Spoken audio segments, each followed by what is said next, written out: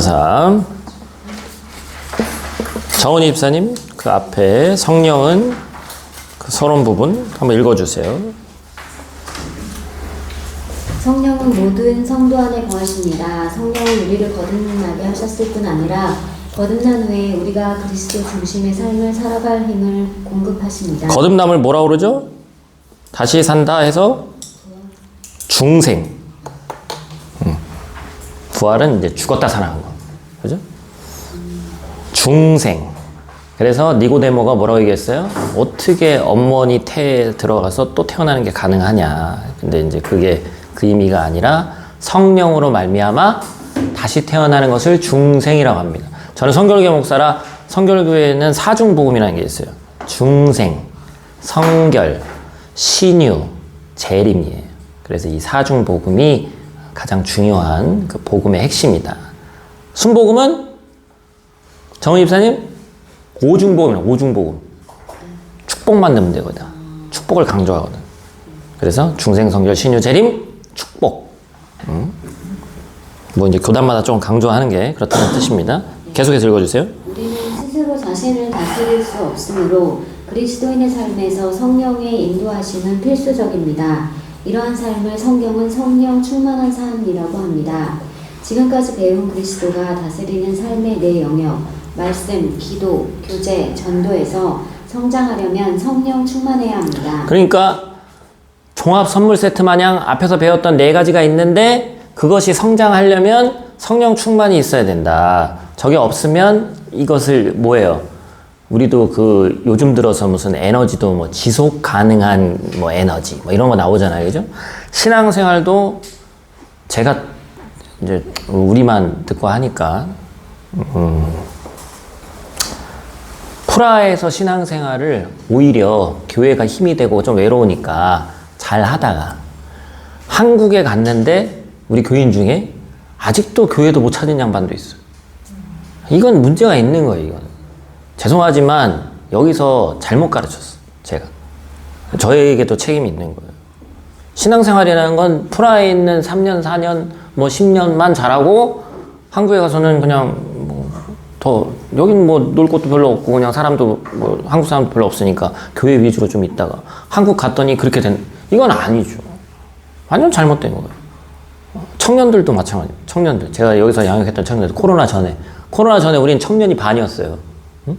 한 30명 모이면 청년이 15명이었거든. 하는. 저랑 이제 연락이 끊긴 친구들은 미안하니까 연락을 못 하는 거거든. 교회도 안 나가. 그런 친구들이 부일부자합니다. 저는 그런 거에 대해서 요즘에는 좀 뭐랄까, 현타라고 하면 좀 그렇지만, 다시 한번 생각해 보는 거예요. 어쨌든 또 이제 물론 여기서 이제 씨를 뿌리고 물 주고 하는 그런 단계가 물론 필요하지만 또 하나님 어떻게 역사하실지 모르지만 인간의 노력으로 되는 건 아닌데 다시 한번 생각해 보는 거예요. 지속 가능한 신앙을 위한 이 신앙생활은 무엇일까? 그럼 나는 여기서 이분이 교회 출석 잘하고 뭐 하니까 아우 잘하는구나 막 여기서 이렇게 막 멈춰야 되나? 그런 생각이 많이 들어요. 그리고 이제 의도적으로 한국을 가면 제가 연락을 일부러 많이 하진 않았거든. 초반에도 그렇고. 왜냐면 한국 가는데도 거기서 교회 생활 열심히 또 잘 해야지. 막 무슨 여기 있는데 미련 남게 무슨 제가 미련 남은 남자 마냥 막 이렇게 잘 지내죠? 잘 있니? 뭐 이런 것처럼 이게 질척거리고 이런 느낌이 나서 그런 거 딱 싫어하는데 근데 그게 아니더라고. 표현을 하자면 애프터 서비스까지 약간 필요한 거야 이게. 거기에 대해서 다시 한번 좀 생각을 하게 됐어요.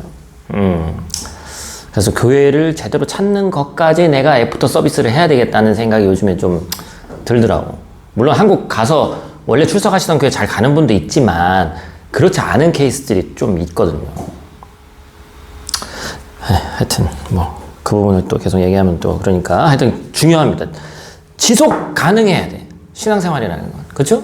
자, 그래서 성령은 모든 성도 안에 이미 거한다. 그래서 안에 산다고 해서 뭐라고 했어요? 내주하시는 성령님.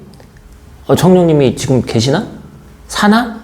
지금 떠났나? 이런 생각 하지 마시라고 했어요. 이미 성령은 우리 안에 계신 거야. 그러니까 이제 뒤에도 나오지만 앞에서 미리 좀 설명을 드리면 중생의 사건, 일생의 변화의 사건은 한 번인 거예요. 일회적, 단회적 사건이에요. 그래서 뭐 누군가는 찬양을 하다가, 누군가는 기도를 하다가, 누구는 설교를 듣다가, 누구는 자다가 성령을 받았어. 그건 일회적 사건이라고 그래요. 근데 성령 충만한 삶은 뒤에 나올 얘기 미리 말씀드리는 거예요. 수동태고 아직 완전히 완료된 상황이 아닌 거예요. 그래서 지속적으로 미래적으로 계속해서 갱신되어져 가야 되는 거예요. 반복되잖아요. 예배도 제가 갱신돼야 된다고 했잖아요. 계속 언약이 갱신된다. 그러니까 성령 충만한 삶은 성령 받는 건 일회적 사건. 그러나 성령 충만한 삶을 살아가는 건 지속적으로 일어나야 될 일인 거예요. 그렇죠? 그래서 목사님, 저는 성령을 받은지 안 받은지 잘 모르겠다. 이제 중생의 어떤 체험과 그 특이한 어떤 다른 사람에게 간증할 만한 막 그런 사건을 얘기하는 거지, 이미 성령은 받은 거라고, 받은 것. 그러나 그 성령에 대한 확신을 받는 어떠한 체험적 사건이 필요한 거예요. 그래야지 내 안에 확신이 있으니까. 빨리 오셨네. 아시겠죠?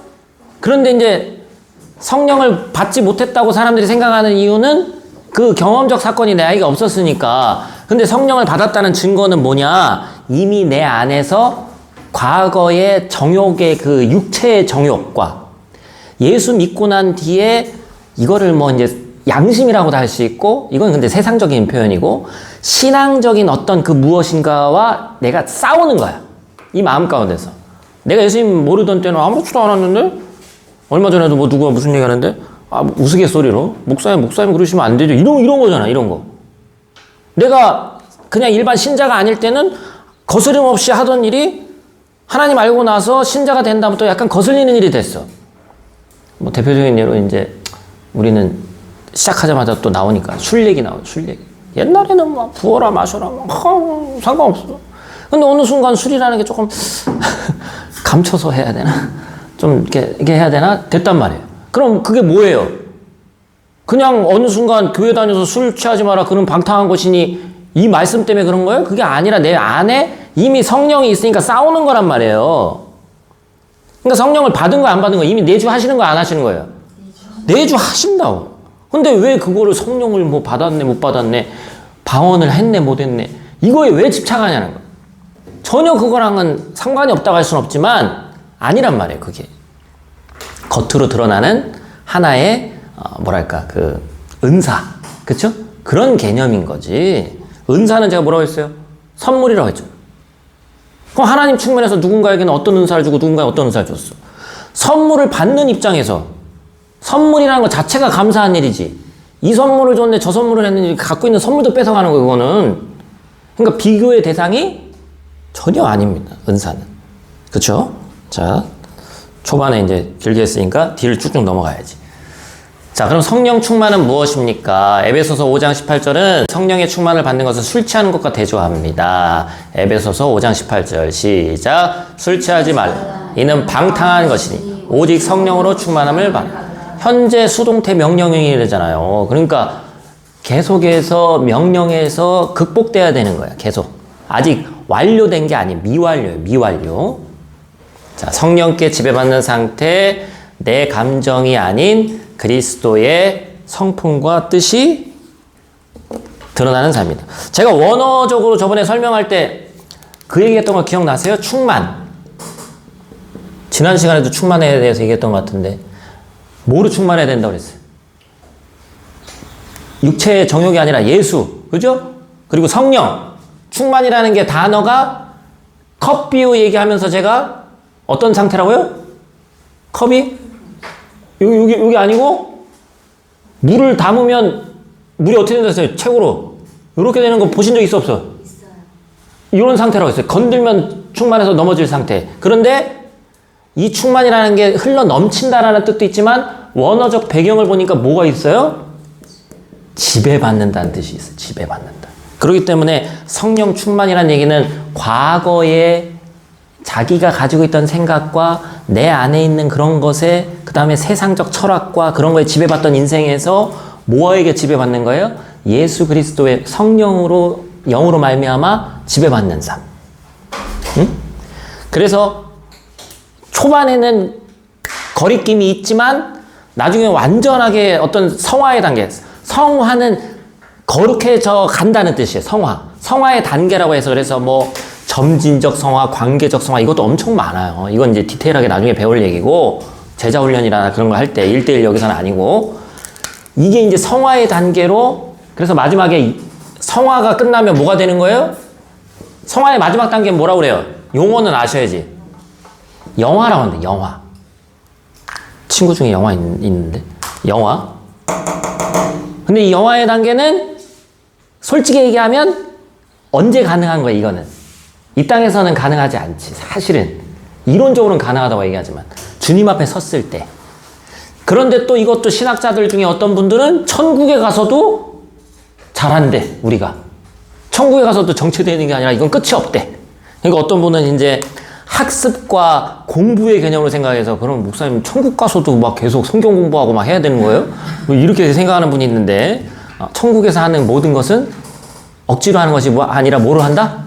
우리 안에 넘쳐 흐르는 기쁨으로 하기 때문에 전혀 그런 개념이 아니다. 또 어떤 분들은 찬양팀 중에 우리 누구였어? 우리 교회는 아닌데 목사님 천국에 가서도 성가대 해야 되는 거예요?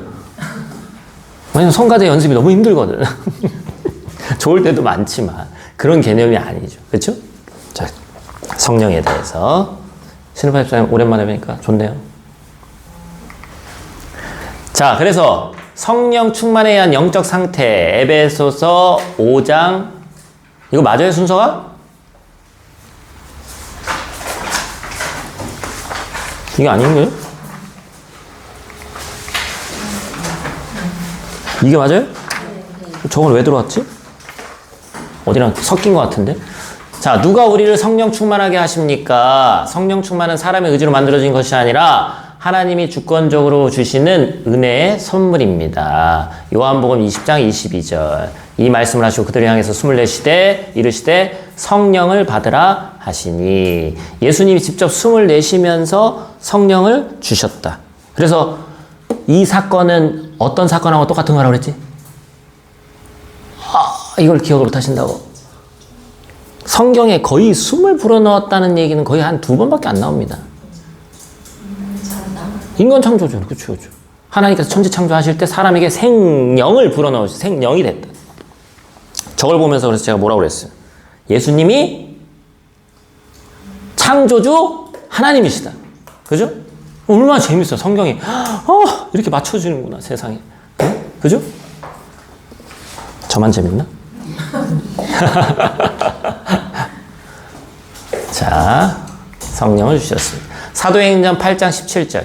사마리아인들이 성령을 받도록 두 사도들이 뭘 했습니까? 이에 두 사도가 그들에게 안수함에 성령을 받는지라. 사도들이 안수하자 성령이 임했습니다. 그쵸? 자, 그 다음 베드로는 뭘 했습니까? 베드로가 이 말을 할 때 성령이 말씀 듣는 모든 사람에게 내려오시니. 베드로가 설교할 때, 그쵸? 말씀을 전할 때.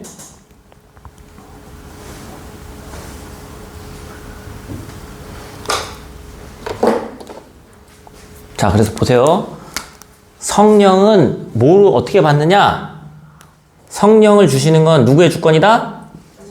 하나님의 주권이다. 그런데 인간이 어떻게 해야 돼요? 마음의 문을 닫아서는 안 되고 열어야 돼. 그러니까 하나님의 주권적 행위와 인간의 자발적 행위가 만나서 뭐가 일어나는 거예요? 시너지가 일어나는 거예요. 시너지. 그래서 성령을 받고 성령 충만한 사건이 이제 지속 가능해서 이제 일어나는 거예요. 이 단계가 필요한 겁니다. 이 말씀을 오해하지 말아야 될 게 뭐가 있을까요? 안수해야지 성령 받는다. 그쵸? 말씀 듣는 가운데만 성령 받는다. 그렇다는 거야? 아니라는 거예요. 그 얘기가 아니라 인간의 행위 자체는 그렇게 중요한 게 아니에요. 인간은 그 마음의 문이 열리는 게 중요해요. 그래서 누구도 다 안수 받는데 뭐 신유 집회 같은 게 있어. 저는 신유의 은사 인정하는 사람이니까 안수를 다 받았어. 근데 누구는 병이 났고 누구는 병이 안 나. 뭐의 문제인 거예요? 이 자발적인 믿음에서 이게 열리지가 않는 거예요. 그러니까 그게 만나야지 다 고쳐진다고. 그래서 예수님도 요즘에 우리 묵상하는 내용이 있지만 기적이 일어나면 믿는다. 그건 거짓말이에요. 내 마음의 문이 열려서 기적도 우리는 의심하게 됩니다. 어디서 그랬어요? 나사렛에서 어떻게 선한 것이 나겠느냐? 나사렛 가서 선지자도 자기 고향에서는 인정받지 못한단 말이에요. 우린 보면 다 믿을 것 같잖아. 안 믿는다니까? 요즘 시대는 더 믿기 힘든 시대가 됐지만 요즘엔 또 뭐 AI로 그 만들어낸 무슨 영상이 있는데 너무 또 잘 만들어내가지고 요즘엔 그것도 진짜인 줄 알았네. 요즘엔 뭐 유튜브 뭐 이렇게 짤 같은 거 이렇게 보다 보니까 무슨 그 고양이나 뭐 개가 사람을 지키는 그 애기를 막 지키고 그래서 야, 쟤는 천재구나, 개가. 막 그랬더니 밑에 봤더니 AI 뭐 영상 또 써 있어. 요즘은 이제 눈에 보이는 대로 믿을 수 있는 시대가 점점 아니긴 해요. 그런데 본다고 믿느냐? 그렇지 않다는 거예요. 그렇죠? 내 마음의 문이 열리는 것이 중요하다. 그래서 우리는 하나님과 우리가 잘 보세요. 이원희 목사가 사역을 하는데 집사님들, 일반 목자님들, 뭐 선생님들이 저하고 뭘 하는 거예요? 같이 사역을 돕는 거예요. 그걸 뭐라고 그래? 동역이라고 해요. 동역. 그런데 하나님이 우리와 같이 협력해서 일을 하신대. 맞아요? 틀려요? 시너지, 협력이란 말이에요. 하나님 입장에선 그럴 필요가 있어 없어요? 사실은. 인간 이원희 목사 입장에선 그럴 필요가 있어 없어요? 있지. 사람이니까. 근데 하나님 입장에서 그럴 필요가 없는데 해주시는 거예요. 그러니까 여기에 대한 답은 또 뭐예요? 그게 곧 또 뭐다? 은혜다. 애매해서 결론이 나는 부분은 다 은혜라니까? 은혜라고만 얘기하시면 돼요. 맞잖아요. 아, 이론적으로 성립이 안 되잖아. 왜 하나님 우리가 필요하다는 거예요? 안 필요해, 사실은. 그런데 성령으로 직접 오셔서 우리에게 같이 와서 내 마음 가운데서 동역하시고 협력하신다. 얼마나 큰 은혜예요, 이게. 그렇기 때문에 교회 일도 마찬가지예요. 나는 부족한데 목사를 세워주셨고, 나는 부족한데 집사를 세워주셨고, 목자를 세워주셨고, 성도를 세워주셨어. 나는 이전에 하나님 모르던 자였는데 갑자기 알게 되면서 무슨 일인지 알게 되면서 하나님과 동역하는 사람이 됐대. 그러면 찬양하는 가운데 막 그게 어느 순간 확 깨달아지면 눈물이 나겠어요, 안 나겠어요? 안 나고 못 베기지. 아무리 튀어도 나지, 이거는. 그죠? 그게 느껴지는 거예요. 아, 그렇구나. 자, 세 번째. 그럼 왜 성령 충만을 받아야 합니까? 우리는 믿음을 가지고 살아도 여전히 육신의 욕망과 싸워야 합니다. 성령 충만 없이는 죄를 이길 수가 없습니다. 갈라디아서 5장 17절. 이거 아까 제가 설명한 거예요. 시작. 육체의 소욕은 성령을 거스리고 성령은 육체를 거스리나니 이 둘이 서로 대적함으로 너희가 원하는 것을 하지 못하게 하려 함이라. 그러니까 성령 받았기 때문에 이게 걸리적거리는 거예요. 이미 내 마음에 육체의 정욕이 있는데 예전에는 아무렇지도 않게 했던 일들이 걸리적거린단 말이에요. 그건 이미 성령이 내주하시기 때문에 그렇다. 제가 최대한 위로 당기려고 했는데 칸이 많이 부족했어요. 어쩔 수가 없어요. 육체와 성령이 서로 대적하기 때문에 성령의 도우심 없이는 승리할 수가 없습니다. 자, 그래서 내 안에 갈등이 있다는 얘기는 뭐한 증거다? 성령이 내 안에 살고 계시다는 증거다. 아시겠죠? 아, 나는 왜 교회를 이렇게 오래 다녔는데 내가 이렇게 갈등하지? 왜 이렇게 교회를 오래 다녀도 뭔가 클리어하지가 않지? 이게 아니에요. 갈등을 하기 때문에 성령이 있는 거예요. 많은 사람들이 오해하는 거예요. 그래서 이거는 영화의 단계나 가야 완전히 다 이제 세상 말로 하면 득도하고 깨달고 이제 더 이상 내 안에 거스릴 게 없는 상태가 되는 거예요. 근데 우리는 이 땅을 밟고 있기 때문에가 문제인 거예요. 왜냐면 나 혼자 살아가는 게 아니잖아요. 제가 지난주에 뭐라고 했어요? 자기들끼리 살아가는 거고 유대인들의 디아스포라, 게토 뭐 그런 얘기 했죠? 지난주 기억나시죠? 근데 우린 그렇게 살면 좋은데 하나님이 원하시는 삶은 그게 아니란 말이에요. 세상으로 나가서 사는 거란 말이야. 그렇기 때문에 이게 안 되는 거예요. 이 단계가. 자기 혼자 살면 성화의 단계도 물 흐리듯이 갈 수 있지. 그래서 옛날에 사람들이 선택한 게 중세시대에는 뭘 선택한 거예요? 수도원 가서 살겠다. 동양 철학에서는 절에 가서 그냥 중대에서 나는 평생 살겠다. 그리고서 깨닫는 게 마지막에 이제 폄하하려는 게 아니라 마지막에 깨닫는 게 뭐예요? 산은 산이고 물은 물이로다. 이건 나도 하고서 지금 깨닫지 않아도 할 수 있는 얘기예요. 그 얘기는. 그렇죠? 인간의 한계가 있단 말이에요. 근데 갈등을 한다는 얘기는 성령이 이미 내주하고 계시는 거다. 아시겠죠? 이 되게 중요한 포인트예요. 자, 그 밑에 갈라디아서 5장 17절 갈등을 어떻게 표현합니까? 그 책 밑에 때때로 자연인에게 있는 여기 이민희 사모님 읽어주세요. 때때로 자연인에게 있는 양심적인 생각이나 윤리적인 행동으로도 갈등을 이길 수 있습니다. 그러나 육신을 입고 있는 한 우리의 힘만으로는 우리는 영적으로 결국 패배할 수밖에 없습니다. 우리의 옛사람은 이런 갈등을 이길 수 없습니다. 로마서 8장 9절에서 10절, 13절, 14절은 그리스도인들이 이러한 갈등을 이기려면 어떻게 해야 한다고 말합니까? 자, 로마서 8장 9절 10절 읽습니다. 만일 너희 속에 하나님의 영이 거하시며 너희가 육신에 있지 아니하고 영에 있나니 누구든지 그리스도의 영이 없으면 그리스도의 사람이 아니라 또 그리스도께서 너희 안에 계시면 몸은 죄로 말미암아 죽은 것이나 영은 의로 말미암아 살아있는 것이나 그 다음 너희가 육신대로 살면 반드시 죽을 것이고 영으로서 몸의 행실을 죽이면 살리니 무릇 하나님의 영으로 인도함을 받는 사람은 곧 하나님의 아들이라. 너무 짧게 써있는데 성령의 인도하심을 따라 살고 육신의 행실을 죽여야 한다. 이것이 하나님의 자녀의 표지다. 표지 무슨 뜻이에요? 증거. 뭐 그렇게 이해하시면 돼요. 그냥 말 그대로 표지라고 생각하셔도 돼요. 그 겉만 봐도 알 수 있는 게 표지예요. 그렇죠? 성령 받았다. 성령 충만하다라는 표지, 증거는 성령의 인도하심에 따라 살며 육신의 행실을 죽여야지만 가능한 거예요. 그렇죠? 그래서 우리는 이래서 성령 충만을 받아야 합니다. 성령 충만을 받아야 된다. 말이 좀 이상해. 이게 좀 번역이 좀 마음에 안 드는데 뭐라고 해야 될까? 성령 충만을 뭐 유지해야 된다? 성령 충만을 거듭해야 된다? 뭐 이런 식으로 좀 표현하면 좋겠어요. 성령 충만을 받아야 된다. 좀 말이 이상해요. 성령 받아라까지는 이해되는데 성령 충만도 받는데 이게 물론 이제 하나님의 주권적인 것이기 때문에 이제 받는다라고 표현했지만 그런 식으로 해석하셔도 될 것 같아요. 성령 충만을 유지해야 된다. 뭐 이런 식으로. 아시겠죠? 4번. 그럼 어떻게 하면 성령 충만을 받을 수 있습니까? 여기 써있죠? 성령 충만은 단 한 번의 사건이 아니라 매일의 회개와 믿음의 순종으로 이어지는 삶입니다. 그래서 로마서 8장 2절은 여기 써있진 않아요. 로마서 8장 2절의 말씀에 보니까 뭐라고 얘기했죠? 죄와 사망의 법에서 성령으로 말미암아 뭐로 바뀌었어요? 생명과 성령의 법으로 바뀌었다고 그랬어요.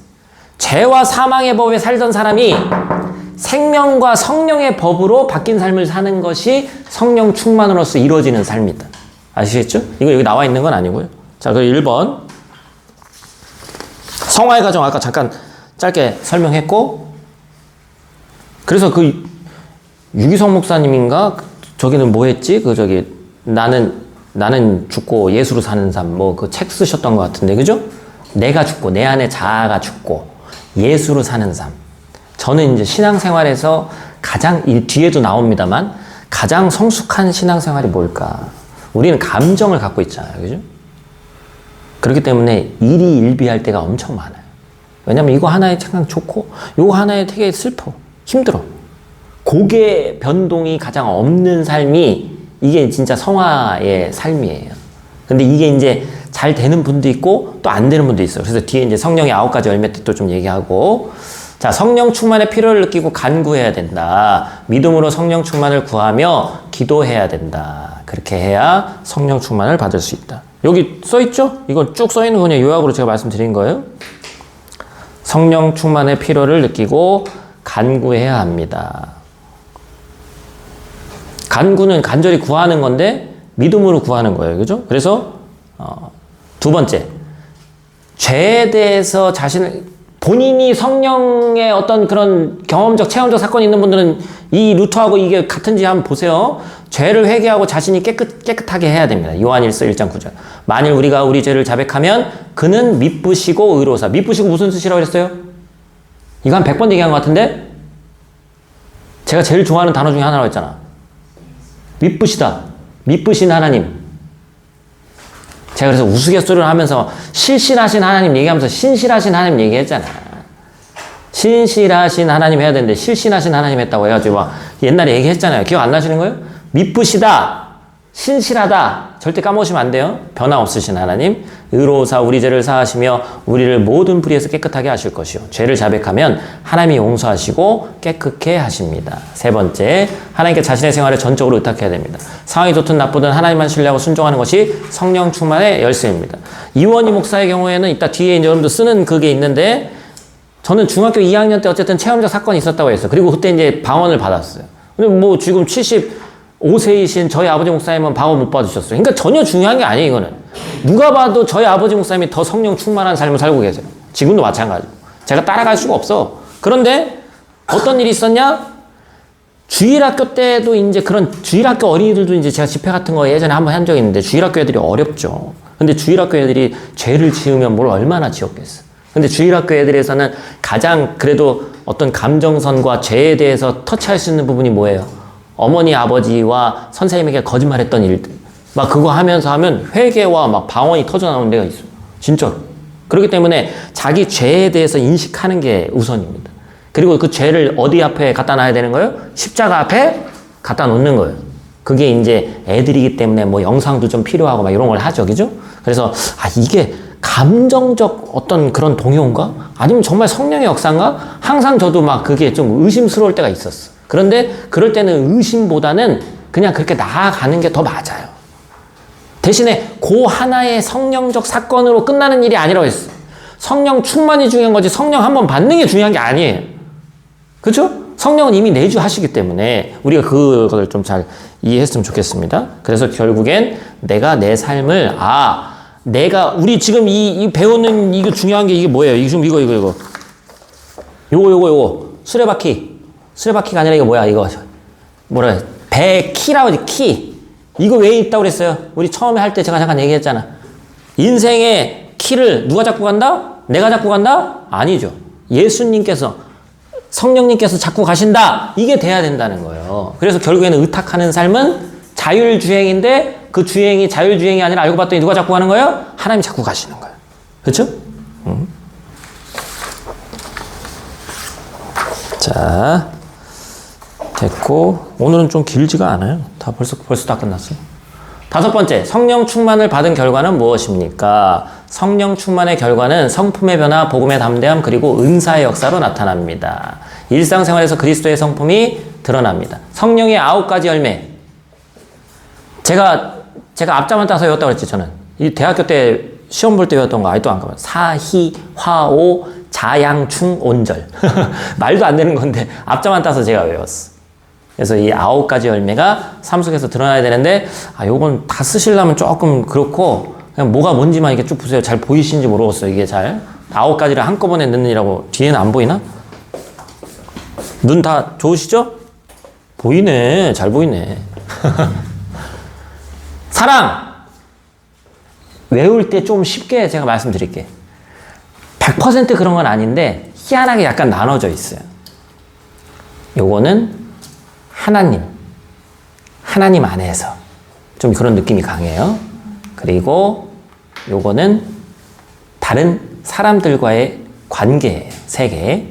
그 다음 나머지 3개는 나야, 나. 아시겠죠?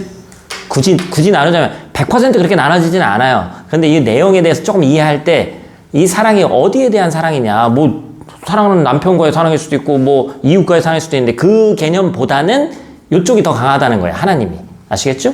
그리고 요거는 다른 사람들, 이웃, 내 주변의 가족 이런 부분들, 전도 대상자 뭐 이런 사람들. 요거는 나머지 충성, 온유, 절제는 나야, 나. 내가 이렇게 된다. 그래서 나중에 우리가 한 10주년 정도 되면 또 교회 임직식 같은 거 할 텐데 안수 집사님이나 권사님들 좀 세우면서 그거 할 때 제일 많이 하는 얘기가 이 얘기지. 온유. 그죠? 힘이 있어. 이제 권위가 있어. 능력이 있어. 그런데 어떻게 해야 되는 거예요? 온유한 마음이 있어야 되는 거예요. 이게 그리스도인의 직분자의 마음이에요. 아시겠죠? 자, 그래서 뭐 요즘 세대들은 이렇게 사진으로도 착 찍고 하는데 뭐 알아서 하세요. 찍으란 얘기 같아. 아니 왜냐면 이거를 잘 이해를 못하고 말이 그냥 사랑? 뭐 희락, 기쁨? 뭐 이렇게 그냥 막연하게 생각하니까 이렇게 또 깊이 배울 수 있는 시간이 없어요. 그래서 이런 게 이제 조금 필요하다. 양선 뭐 이런 거 말 너무 어렵잖아요. 그죠? 어? 네. 선을 행하는 거거든? 선을 행하는 건데 양선 이거 뭐 우리 애들한테 설명하면 이거 뭐 어떻게 이해하겠어요? 무슨 양선 이거 이상하잖아요. 그죠? 애들 입장에서 좀 이해가 잘 안 될 게 뭐가 있을까? 우리는 그래도 조금 아는데 양선이 좀 말이 좀 그렇고 그죠? 오래 참음 뭐 인내고 희락도 기쁨인데 이게 그러니까 희락이라는 표현을 요즘 또 안 쓰지. 누가 희락이라고 그래, 그죠? 이런 게 좀 바뀌어야 될 그런 언어적 표현인데 옛날 성경은 한자어를 쓰고 좀 이렇게 그렇게 해야 있어 보여서 이 경전은 조금 참 약간 있어 보이는 것도 중요하다고 옛날 사람들 생각을 하니까 그래서 요즘에 무슨 성경도 나왔더라. 쉬운 성경이 아니라 제 동생 전도사가 보내줬는데 또 한국은 또 뭐 희한한 게 또 나왔더라고요. 그래서 또 요즘 그걸 선물하는 게 또 약간 청년부들한테 뭐 유행이라네. 그래서 하여튼 그래서 뭐 저한테도 보낸 게 있는데 옛날 사람인가 봐. 영 느낌이 안 살아. 어쩔 수가 없어. 사실 저 감정이 아닌 결정의 사람에서 결정이 무슨 뜻이에요? 사랑은 자연스럽게 되는 것이 아니라 의지적으로 가능하다는 거예요. 사랑하기로 결정했기 때문에 사랑할 수 있다는 거예요. 그렇죠? 내가 이건 하나님에 대한 거라고 제가 강조는 했지만 다른 사람에 대한 사랑도 여러분 생각해 보세요. 지금 우리가 신은파 집사님 결혼한 지 몇 년 차 되셨어요? 그저께 20? 이거 오래되신 것 같아서 제가 여쭤본 거예요. 21년? 결혼했는데 21년 차인데 막 처음 만났을 때의 설레임과 가슴 뛰는 게 있으면 죄송하지만 병원에 가보셔야 되는 거예요. 네. 그건 쉽지 않아요. 뭐 그런 분도 있을 수 있지만 결국에 인간의 사랑도 마찬가지고 저는 예전에 애 키우면서 들었던 어떤 목사님 얘기 중에 가장 마음에 와닿았던 게 뭔지 아세요? 목사님 너무 좀 마음이 그러시다 그럴 수 있는데 애는 사랑으로 키우는 게 아니라 그 얘기는 사랑이 없다는 얘기가 아니고 뭐로 키운다고 그래요? 힘으로 키우는 거다. 한 살이라도 젊을 때 내가 저 애를 안아줄 수 있을 때 그래서 나중에 가서 우리가 애 낳아보면 알지만 뭐라고 얘기합니까? 아유 좀 빨리 날걸. 맨날 그 소리 하잖아. 왜냐면 이거는 힘과 내 의지와의 싸움이거든. 그러니까 누구를 하나님과의 사랑도 마찬가지고 남편과의 사랑 뭐 사랑하는 아내와의 사랑도 마찬가지고 의지와의 싸움인 거예요 결국에는. 왜냐면 미워할 수 있는 모습도 너무 많거든. 다 때려치고 싶을 때도 한두 번이 아닌데. 그렇죠? 그래서 결국에는 마음의 결정에서 오는 사랑이라는 거예요. 하나님에 대한 사랑도 아까 일희일비를 말씀드렸지만 오늘은 사랑이 막 넘쳐 하나님에 대한 사랑이 할렐루야 오늘은 막 세상이 아름다워 보이고 왜 어제 막 큰 계약을 따냈거든? 막 너무 기쁘지. 근데 오늘 막 갑자기 또 현실에서 애가 아프고 막 갑자기 뭐가 취소되고 막 죽을 것 같은 거야. 오늘 별로 하나님이 계신 것 같지도 않아. 사랑은 고사하고 그냥 존재 자체도 잘 모르겠어. 그러니까 그거는 일희일비하는 신앙이 아니라 이미 마음 먹고 결정했기 때문에 가는 거예요. 근데 이제 그 부분이 잘 안 된다는 거죠. 그런데 성령의 9가지 열매라고 했잖아요. 저게 되는 분이 있더라는 거예요. 상황과 논리에 상관없이 내 감정과 상관없이 저렇게 무시당했는데 웃음이 나온다고? 되는 분이 있더라는 거예요. 그죠? 왜 되는 거예요? 성령 때문에 되는 거예요. 성령이 충만하니까 된다고. 해야지 이게 되는 게 아니고. 그렇죠? 그 얘기입니다. 자, 두 번째, 담대히 복음을 전하게 됩니다. 지난 시간에도 전도 얘기했지만 전하는 자의 몫은 따로 있고 성령께서 역사하시면 그 안에서 역사하셔서 지금 당장 되지 않아도 반드시 된다. 그 하나의 얘기에 보세요. 예전에도 그런 얘기 들었어요. 어떤 하나의 얘기 때문에 교회를 멀어지게 됐어. 생각을 조금만 바꿔보세요. 어떤 하나의 상황과 하나의 이야기 때문에 교회와 가까워지게 되는 거예요. 생각하기에 달려있는 거예요, 이거는. 그 하나 때문에 멀어졌다며. 하나 때문에 가까워질 수 있는 거예요. 성령이 역사하시면. 그러니까 그 삶 가운데 어떤 일이 있을지 계속해서 우리는 지속적으로 공급해줘야 돼. 어떻게 보면 좀 살짝 막 거부 반응이 너무 커 어떤 분이. 그러면 이제 좀 자연스럽게 살짝 툭 던지고. 요즘 애들도 아니지. 너무 옛날 얘기. 츤데레 스타일. 전도도 츤데레 스타일로 하는 거야. 한번 좀 툭 던지고. 잊을만 하면 뭐 문자 하나 딱 보내. 뭐 교회에서 기도하는데 네가 생각났어. 라든지. 그러면 거기다가 교회에서 기도하는데 내가 왜 생각나? 막 짜증내는 사람 없어. 그만 좀 생각하라고 그랬지? 막 하면서 안 한단 말이에요. 그런 식으로 이제 사사사사 하는 거예요. 얼마나 그래도 감사해. 뭐 저도 마찬가지 목사니까 그런 식으로 막 최근에도 좀 이렇게 약간 서운한 소리 뭐 하나 제가 좀 들은 게 있어. 그래서 그분한테 또 그래도 어쨌든 챙겨야 되는 성도니까 해서 이렇게 했죠. 그럼 감사하다가 아직 목사님 이제 좀 관계를 좀 정리하려고 그러는데 왜 그러세요? 뭐 이렇게 얘기하지 않아요. 기도해 주신다니까 감사합니다. 이러지. 그렇죠? 되게 중요한 거예요. 담대한 거. 그죠? 필요에 따라 각종 은사가 나타납니다. 그들이 다 성령의 충만함을 받고 성령이 말하게 하심을 따라 다른 언어들로 말하기를 시작하니라. 은사에 대해서 착각하는 게 있어요. 은사. 여러분들이 아는 은사 그냥 얘기해 보세요. 은사. 뭐 사랑, 뭐 또 방언, 또 뭐 있죠? 방언 나왔으면 뭐도 있어요. 방언 통역도 있고. 또 뭐 있어요? 치유, 뭐 신유, 그래 신유. 은사는 갖다 붙이면 다 은사예요, 사실은. 응? 예언도 있죠. 예언. 가르침, 그렇죠. 가르치는 은사. 그렇죠. 뭐 이렇게 있다고 합시다. 자, 그러면 보세요. 실제로 있었던 일이에요. 목사가 신유의 은사 있으면 최고지. 성경 공부할 때는 제가 좀 자극적으로 얘기하는 거니까 좀 이해하고 들으세요. 그러면 이제 우리 교회에 막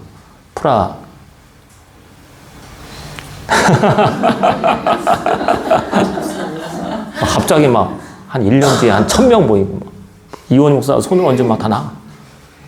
그러겠어 안 그러겠어? 체코 사람이고 베트남 사람이고 할 것도 없어. 언어는 자기네들이 알아서 통역해. 와서 안수만 받으면 다 낫는다는 거야. 안 그러겠어요? 저도 받았으면 좋겠지. 근데 은사라는 것은 선물이고 다 그 사람의 그릇대로 주는 거예요. 나는 못 받았고 받았다고 할 이유가 전혀 없어. 그런데 문제가 아닐 수도 있지만 목사가 받으면 제일 좋은데 어떤 성도 집사님이 받았네?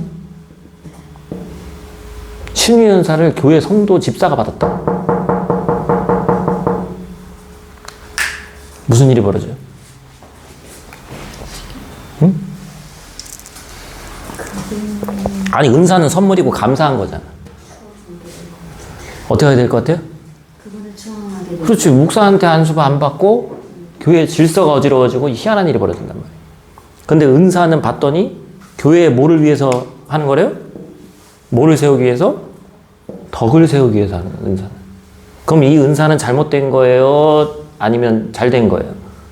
은사 자체가 잘못된 건 아니지. 은사를 받은 사람이 감이 안 되는데 왜 그런지 모르겠는데 어쨌든 하나님이 은사는 주셨고 근데 이 양반이 그런 그릇이 안 됐고 목사도 그릇이 안 됐고 사실은 그걸 받아들이지 못하니까 결국에는 덕이 세워지더라 안 세워지더라? 안 세워지더라. 이런 은사는 인간으로서 할 수 없는 얘기긴 하지만 안 받으니만 못한 일이 벌어지는 거예요. 그렇기 때문에 은사에 대한 것도 미리 알고 훈련이 돼 있어야 되는 거예요. 은사는 하나님이 주시는 전적인 은혜로 주시는 선물이다. 그런데 은사는 교회에 덕이 되느냐 안 되느냐를 반드시 살펴봐야 돼. 이런 분들 같은 경우는 신의 은사를 받았어, 어떤 집사님. 그럼 뭐 어떻게 하는 게 제일 좋을까? 만약에 지혜롭게 한다면, 덕을 세우려면 목사님한테 가서 얘기하고 이런 일이 있는데 이거를 목사님 하면서 동역자니까 어떻게 교회에서 이걸 쓸 수 있을까? 아다르고 어다른 거예요, 진짜. 목사님하고 같이 기도하는 거야, 그러면. 기도팀으로 그냥 기도팀장인 거야, 이분이. 목사님 기도하는 데마다 따라다녀. 목사님을 세워드리기도 하고 자기는 자기대로 은사를 또 발휘할 수 있고 얼마나 좋아요. 맞죠? 얼마나 지혜로운 거예요. 그렇게 한 분이 진짜 있었어. 권사님 중에 한 분이. 그러니까 똑같은 케이스인데 그냥 교회에 절단된 분이 하나 있고 똑같은 케이스인데 그렇게 은혜롭게 한 분이 있다고. 결국에 덕을 세우느냐 못 세우느냐. 되게 중요한 거예요. 앞으로도 마찬가지. 여러분들이 어떤 은사를 또 받을지 모르기 때문에. 그렇죠? 다 신의 은사 받을 필요가 없어요. 더 시험 들고 더 난리 난다니까? 그러니까 은사에 대해서는 높고 낮다 전혀 아닌데 그 중에 제일은 뭐라고 그랬어? 어쨌든 성경에서 얘기할 때 사랑이지, 사랑. 이해 안 되는데 저 양반은 다 품어. 목사도 못해. 근데 막 어느 A라는 권사님 집사님은 그렇게 그냥 가가지고 그렇게 가서 막 천대를 막 문전박대를 당하고 뭐 끊임없이 가. 목사님 나도 못 가겠어 솔직히. 그런데 가서 막 그냥 누구씨 막 하고 이게 있으니까 되는 거예요. 이게 대단한 은사 아닙니까? 티가 안 나서 그러지? 그죠? 하여튼 옛날에 그런 일이 있었더라. 예. 실제 있었던 일입니다. 언제 성령의 충만함을 받을 수 있습니까? 성령 세례는 한 번이지만 성령 충만은 우리 삶에서 계속 이어져야 되는 지속 가능한 은혜의 과정입니다. 처음 요한은 물로 세례를 베풀었으나 너희는 몇 날이 못되어 성령으로 세례를 받으리라 하셨느니라. 물 세례가 부족하다, 나쁘다, 뭐 그런 얘기를 하는 게 아니에요. 그렇죠? 구원의 순간 성령의 세례를 받는다. 자, 성령 세례. 그 다음 계속 또 나왔네. 술 취하지 말라. 이는 방탕한 것이니 오직 성령으로 충만함을 받아라. 이후에는 매일의 순종과 믿음으로 성령 충만을 지속합니다. 유지합니다. 성령 충만.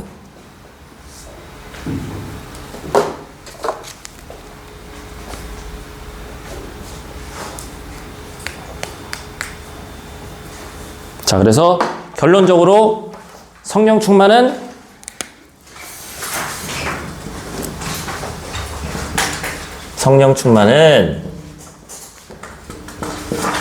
감정의 깊이가 아니라 순종의 깊이다. 이렇게 써놓으세요. 성령 충만은 감정적으로 막 뭐가 돼가지고 요동쳐가지고 내가 성령 받은 것 같아. 이게 아니고 어떻게 하면 이 말씀을 통해서 성령 충만함을 입은 사람은 하나님의 말씀에 순종하는 능력이 있게 되는 거예요. 그렇죠?